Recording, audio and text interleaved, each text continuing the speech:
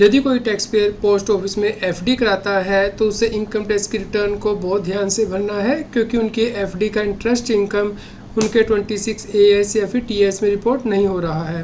तो इस केस में आपको इनकम टैक्स रिटर्न कैसे फाइल करनी है और किन बातों का ध्यान रखना है, इसके बारे में हम इस वीडियो में डिस्कशन करेंगे।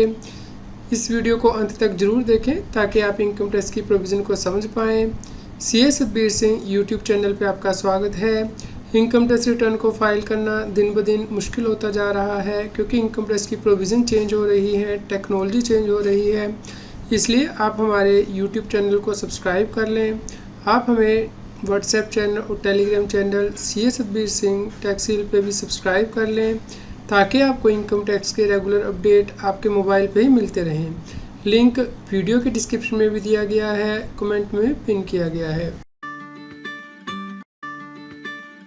जब आप पोस्ट ऑफिस में एफडी कराते हैं तो उससे जो आपको इंटरेस्ट इनकम मिलती है वो आपको अपने इनकम टैक्स की रिटर्न में रिपोर्ट करनी होती है। लेकिन ये देखा गया है कि पोस्ट ऑफिस एफडी के इंटरेस्ट पे TDS एक्रूअल बेस पे नहीं काटता, बल्कि जब पे करता है उस वक्त काट देता है, जिसकी वजह से कि आपको ज़्यादा टैक्स पे करना पड़ सकता है, क्योंकि जिस साल इंटरेस्ट पे किया जाता है उस साल दूसरी इनकम भी आपकी होती है, तो टोटल इनकम के ऊपर आपका ज़्यादा टैक्स बन सकता है। इसलिए आपको ध्यान रखना है कि यदि आपने पोस्ट ऑफिस में एफडी कराई है तो आपको इंटरेस्ट अक्रूवल बेसिस पे लेना है, ताकि आप का जो टैक्स है वो कम बने और आपको एट द एंड जब मैच्योरिटी हो उस वक्त ज़्यादा टैक्स ना पे करना पड़े। तो चलिए समझते हैं हम इस केस को। तो जब भी आप पोस्ट ऑफिस में एफडी कराते हैं तो उसके बाद आपको इस प्रकार से स्लिप दी जाती है कि आपने एफडी का अकाउंट कब ओपन किया था, कभी एफडी मैच्योर हो रही है और कितने अमाउंट की आपने एफडी कराई थी और इसके ऊपर ईयरली इंटरेस्ट कितना दिया जाएगा। अब इसको आपको अपनी इनकम टैक्स रिटर्न में दिखाना है अक्रूवल बेसिस पे। तो चलिए समझते हैं कि आपको इसकी कैलकुलेशन कैसे करनी है और इनकम टैक्स रिटर्न में कैसे रिपोर्ट करना है। तो जैसा कि आप यहाँ पे देख सकते हैं, हमने डिफरेंट जो एफडी पोस्ट ऑफिस में ओपन की हैं उनका यहाँ पे बेसिक अमाउंट ले लिया है, किस दिन ओपन की है वो डेट यहाँ पे नोट कर ली है, मैच्योरिटी डेट क्या है। अब इस एफडी के ऊपर ईयरली इंटरेस्ट आपको मिलता है। अब फाइनेंशियल ईयर 23-24 यानी कि असेसमेंट ईयर 24-25 के लिए आपको अक्रूड इंटरेस्ट निकालना है। तो यहाँ पे जो फर्स्ट एफडी है उसके फाइनेंशियल ईयर 23-24 में 93 डेज आते हैं, यानी कि 30 दिसंबर से 31 मार्च तक। तो आप यहाँ पे इस प्रकार हर एफडी के जो है 31 मार्च तक के डेज ले लेंगे। फाइनेंशियल 23-24 में वो इंटरेस्ट आपका अक्रूवल बेसिस पे आएगा। तो इस प्रकार आप कैलकुलेशन कर लेंगे और जो टोटल इंटरेस्ट होगा वो आपको रिपोर्ट करना है अपनी इनकम टैक्स की रिटर्न में इनकम फ्रॉम अदर सोर्सेज के अंतर्गत। जब आप इनकम टैक्स की रिटर्न फाइल करते हैं तो उसमें इनकम फ्रॉम अदर सोर्सेज के अंतर्गत आपको ये इंटरेस्ट इनकम डिक्लेयर करनी होती है, जैसे कि interest from saving bank account का इंटरेस्ट आपको डिक्लेयर करना होता है। इसके अलावा इंटरेस्ट फ्रॉम डिपॉजिट यानी कि bank, post office, cooperative society से जो इंटरेस्ट मिला है वो इनकम आप रिपोर्ट करते हैं। इसके अलावा यदि आपको इंटरेस्ट मिलता है इनकम टैक्स के रिफंड पे तो वो भी आपको यहाँ पे रिपोर्ट करना होता है। यहाँ पे आपको ध्यान रखना है कि क्योंकि आपने इनकम अक्रूवल बेसिस पे ऑफ़र कर दी है टैक्स के लिए, इसलिए अब दोबारा से अब इनकम टैक्स के लिए ऑफ़र नहीं करेंगे जब पोस्ट ऑफिस इस एफडी की इंटरेस्ट इनकम पे TDS काटता है। तो जो TDS है पोस्ट ऑफिस के द्वारा काटा जाएगा इंटरेस्ट इनकम पे, वो नेक्स्ट ईयर में काटा जाएगा जब पूरा एफडी का अमाउंट मैच्योर हो जाता है और आपको विद इंटरेस्ट वो अमाउंट पे किया जाता है। तो उस केस में आप इनकम टैक्स की रिटर्न में उस TDS का क्रेडिट क्लेम नहीं कर सकते हैं, क्योंकि आपने इनकम तो पहले ही ऑफ़र कर दी है टैक्स के लिए। तो इस केस में आपको क्या करना है, इस केस में आपको फॉर्म नंबर 71 फाइल करना है इनकम टैक्स के पोर्टल पे, क्योंकि सरकार ने कहा है कि यदि आप इनकम पहले ही ऑफ़र कर चुके हैं टैक्स के लिए तो उससे रिलेटेड जो TDS है वो भी आपको उसी साल क्लेम करना होता है जिस साल इनकम टैक्स के लिए आप ऑफ़र करते हैं। यदि आपका TDS नेक्स्ट ईयर्स में कटा है और आप इनकम पहले ही ऑफ़र कर चुके हैं टैक्स के लिए, तो आपको फॉर्म नंबर 71 के अंतर्गत जो रिफ़ंड है वो अप्लाई करना होता है। तो चलिए समझते हैं कि फॉर्म आपको किस प्रकार फ़ाइल करना है इनकम टैक्स के पोर्टल पे। तो यह फॉर्म नंबर 71 जो कि आपको फ़ाइल करना होगा इनकम टैक्स के पोर्टल पे, जिसमें आपका नेम, एड्रेस एक्स्ट्रा होगा, पैन नंबर होगा और इसमें कुछ पर्टिकुलर है जो आपको देने होंगे, जैसे कि टोटल इनकम या फिर deem total income, loss of the assessee return in the relevant assessment year.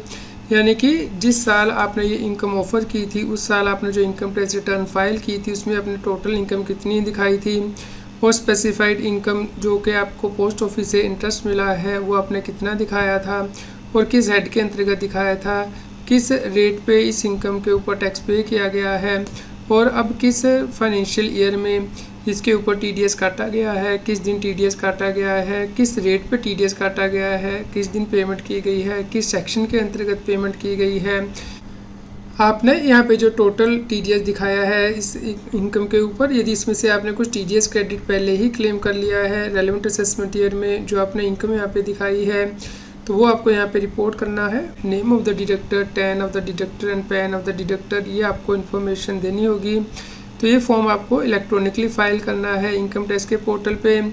यदि आप टैक्स ऑडिट कराने के लिए लायबल है तो आपको डीएससी के साथ ये फॉर्म फाइल करना है, अदरवाइज़ आप इलेक्ट्रॉनिक वेरिफिकेशन कोड के साथ ये फॉर्म फाइल कर सकते हैं इनकम टैक्स के पोर्टल पे।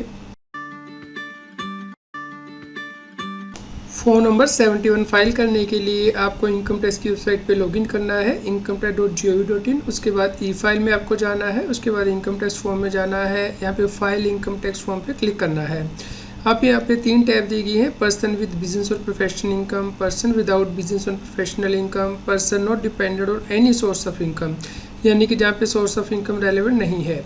आपको यहाँ पे तीसरी टैब पे क्लिक करना है, उसके बाद आपको नीचे स्क्रॉल करना है। यहाँ पे आप जो है पर पेज बढ़ा सकते हैं या फिर आप यहाँ पे नेक्स्ट पेज पे क्लिक कर सकते हैं। तो यहाँ पे आप नेक्स्ट पेज पे क्लिक करेंगे तो यहाँ पे देखिए procedure for assessment phone number 71 दिया गया है। यहाँ पे आपको फाइल नाउ पे क्लिक करना है। उसके बाद आप जिस असेसमेंट ईयर का फॉर्म फाइल करना चाहते हैं उसके लिए यहाँ पे चूज़ करेंगे, कंटिन्यू बटन पे प्रेस करेंगे। उसके बाद आप यहाँ पे जनरल इंस्ट्रक्शन देख सकते हैं जो कि आप यहाँ पे रेफर कर सकते हैं। यहाँ पे लेट्स गेट स्टार्ट पे आपको प्रेस करना है। ये फॉर्म फाइल करने से पहले आपके पास फाइनेंशियल स्टेटमेंट होनी चाहिए रेलेवेंट असेसमेंट ईयर की और सब्सिक्वेंट असेसमेंट ईयर की, और फ़ोन नंबर 16 होना चाहिए, यानी कि टीडीएस जो सर्टिफिकेट इशू किया गया है उसमें आपसे डिटेल जो है वो मांगी जाएंगी, जैसे कि tan number of the deducted extra, तो वहाँ से आप देखेंगे। तो यहाँ पे लेट्स गेट स्टार्ट पे प्रेस करेंगे। उसके बाद यहाँ पे बेसिक इन्फॉर्मेशन है, आप इन्हें फिल कर सकते हैं, जैसे कि आपका नेम एड्रेस तो ऑटोमेटिकली आ जाएगा। इसके अलावा डिटेल जो है ईमेल आईडी, मोबाइल नंबर वो प्रोफाइल में अपडेट कर सकते हैं। तो यहाँ पे आपसे पूछा जाएगा कि रेलेवेंट असेसमेंट ईयर की आपने रिटर्न कब फाइल की थी, यहाँ पे आपको चूज़ करना है, और जिस सब्सिक्वेंट फाइनेंशियल ईयर में आपका टीडीएस कटा है वो आप यहाँ पे चूज़ करेंगे। तो यहाँ पे मान लीजिए 21 to 22 फाइनेंशियल ईयर की रिटर्न फाइल की गई थी यहाँ पे 31 जुलाई को, तो हमने यहाँ पे चूज़ कर लिया है। और इससे रिलेटेड जो टीडीएस है वो हमारा फाइनेंशियल ईयर 23-24 में कटा है, तो वो हम यहाँ पे चूज़ कर लेंगे। यहाँ पे अब आपको रेलेवेंट डिटेल ऐड करनी है, ऐड डिटेल करना है, तो यहाँ पे आप ऐड डिटेल कर सकते हैं या फिर एक्सेल में टेम्पलेट भी यहाँ पे अपलोड कर सकते हैं डाउनलोड करके। तो यहाँ पे जो सभी डिटेल हमने आपसे भी डिस्कस की थी कि उस साल में आपने कितनी इनकम डिक्लेयर की है, उसमें से कितनी स्पेसिफाइड इनकम आपने इंक्लूड की थी, नेचर ऑफ इनकम किस हेड के अंतर्गत आपने इंक्लूड की थी, जैसे कि हमने इनकम फ्रॉम अदर सोर्स में इंटरेस्ट इनकम दिखा दी थी, किस रेट पे जो है स्पेसिफाइड इनकम पे टैक्स आपने पे किया, तो हमने एज पर स्लैब रेट जो है 20% रेट से इनकम टैक्स पे किया था। यहाँ पे आपको मेंशन करना है कि किस अमाउंट पे आपका टीडीएस काटा गया है। मान लीजिए 1 लाख रुपीज़ दिया गया है, किस दिन टीडीएस काटा गया है, किस रेट पे काटा गया है, डेट ऑफ पेमेंट क्या है, और किस सेक्शन के अंतर्गत टीडीएस काटा गया है, जैसे कि 194A के अंतर्गत interest from other than securities, और इसमें से आपने कितना टीडीएस क्रेडिट पहले ही क्लेम कर लिया था यहाँ पे इस इनकम पे जो कि आपने यहाँ पे ऑफर की थी, और अकॉर्डिंगली आपको name of the deductor, tan and pan of the deductor add करने के इस फॉर्म को फाइल करना है। तो यदि आपकी पोस्ट ऑफिस इंटरेस्ट इनकम है या कोई और इनकम है जिसके कि आपको करंट ईयर में एक्रूवल बेसिस पे ऑफर करना है, लेकिन जिसका कि टीडीएस नेक्स्ट ईयर में काटा जाएगा, तो उस केस में आपको इंश्योर करना है कि आप करंट ईयर की इनकम टैक्स रिटर्न में इस इनकम को दिखा दें, और जब नेक्स्ट ईयर्स में आपका टीडीएस कटेगा तो उस केस में आपको फ़ोन नंबर 71 फाइल करना है, क्योंकि आप इनकम पहले ही डिक्लेयर कर चुके हैं, तो उसका रिफ़ंड आप फ़ोन नंबर 71 को फाइल करके लेंगे इनकम टैक्स के पोर्टल पे। यदि आपको कोई क्वेश्चन हो तो आप हमें वीडियो के नीचे कमेंट करके ज़रूर बताएं। कृपया लाइक करें और शेयर करें ताकि सभी लोगों तक ये जानकारी पहुंच पाए। हमारी अगली वीडियो किस टॉपिक के ऊपर होनी चाहिए इसके ऊपर भी हमें कमेंट करके बताएं। आपको सेसमेट ईयर 24-25 की ITR कैसे फाइल करनी है, इसके लिए CS Satbir Singh YouTube channel पे प्लेलिस्ट में जाके आप प्लेलिस्ट दे सकते हैं ITR फाइलिंग से रिलेटेड, जिसपे कि हमने 50+ वीडियो कवर की हैं ITR फाइलिंग से रिलेटेड, और वीडियोस में जाके लेटेस्ट वीडियो देख सकते हैं। तो आप इन सभी वीडियोस को देखिए, लाइक कीजिए, शेयर कीजिए, ताकि सभी लोगों तक ये जानकारी पहुँच पाए और वो इनकम टैक्स की कॉम्प्लायंस कर पाएँ। रेगुलर टैक्स अपडेट के लिए इस चैनल को सब्सक्राइब करें। आप हमें Telegram app CS Satbir Singh टैक्सिल पर ज्वाइन कर सकते हैं, ताकि आप GST और इनकम टैक्स के रेगुलर अपडेट अपने मोबाइल पर ही प्राप्त कर सकें।